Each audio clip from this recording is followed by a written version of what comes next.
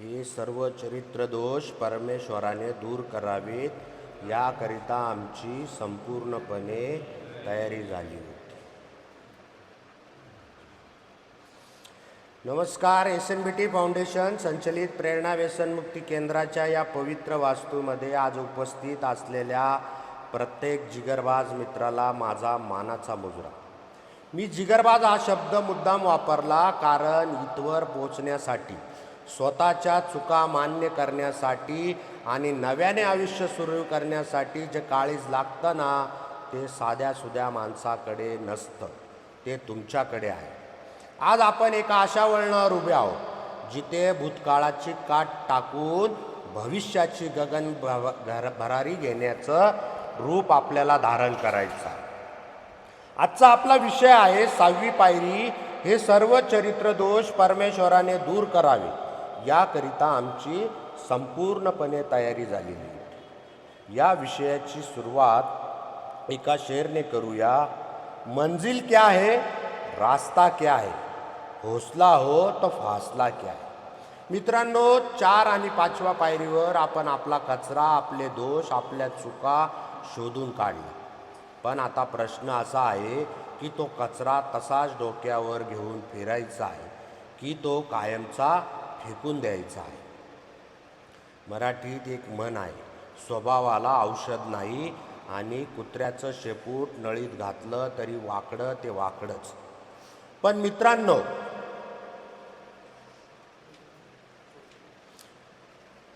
आज आपल्याला या म्हणीला चुकीचं ठरवायचं आहे.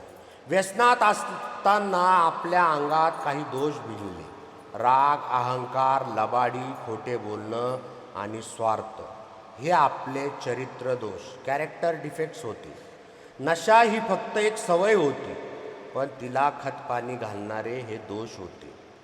आता गंमत बघा, बऱ्याचदा आपल्याला आपला राग, आपला अहंकार इतका आवडायला लागतो की तो सोडायला आपण तयार नसतो.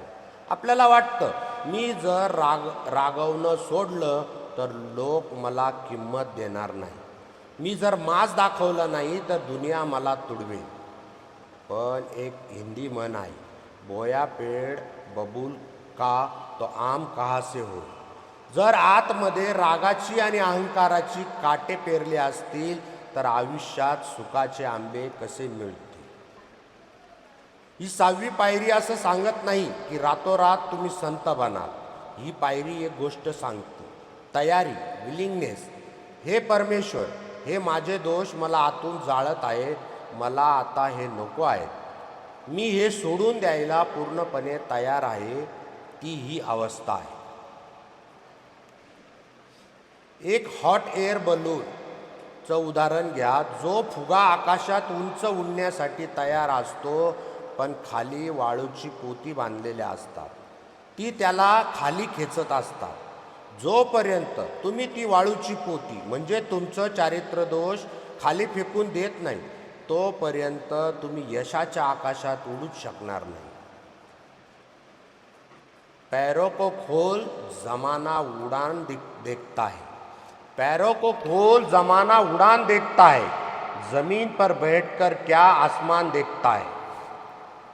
जेव्हा जेव्हा चारित्र दोष दूर करण्यासाठी तयारीचा विषय येतो, तेव्हा मला एक महापुरुषाची आठवण येते. एक असा माणूस ज्याचे चारित्र दोष हिंसेचे आणि क्रूरतेचे सर्वात शिखरावर होते. रत्नाकर डाकू. रत्नाकर जंगलात लुटालूट करायचा, हत्या करायचा. त्याचा अहंकार आणि लोभ हाच त्याचा देव होता. पण जेव्हा नारद मुनी त्याला वास्तवाची जाणीव करून दिली, जेव्हा त्याच्या घरच्यांनी त्याच्या पापाचे वाटेकरी होण्यास नकार दिला, तेव्हा रत्नाकरच्या आतला तो खोटा अहंकार तुटून पडला. मित्रांनो, इथे 6वी पायरी लागू होती.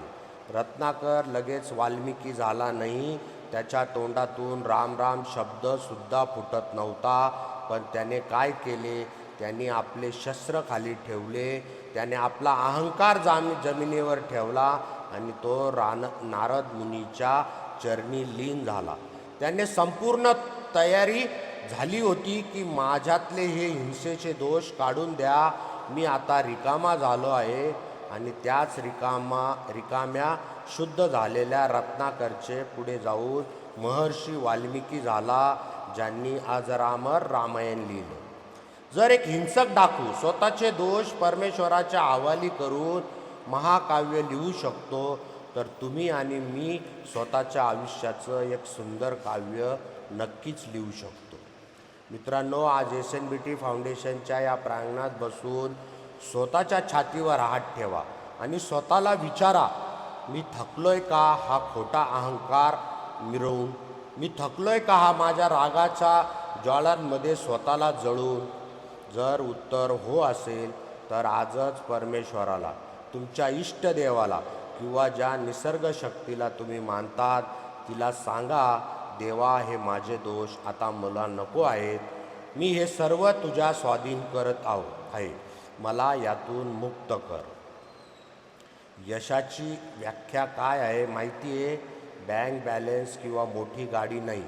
यशाची पहिली पायरी म्हणजे रात्री डोकं उशीवर ठेवल्यावर लागणारी शांत, निर्व्यसनी आणि पश्चाताप नसलेली झोप. ही 6वी पायरी म्हणजे एक कोमजलेल्या झाडाची जुनी रोगट पाने गळून टाकण्याची तयारी दर्शवणे आहे, जेणेकरून नवीन हिरवीगार पालवे फुटू शकेल. कालपर्यंत दुनिया तुमच्या व्यसनाकडे बघून हसत होती. आज तुम्ही तुमच्या दोषांवर मात करण्याची जी तयारी दाखवली आहे, ती बघून उद्या हीच दुनिया तुमच्यासाठी टाळ्या वाजवेल. बदल जाओ वक्त के साथ, या फिर वक्त बदलना सीखो. मजबूरियों को मत कोसो, हर हाल में चलना सीखो.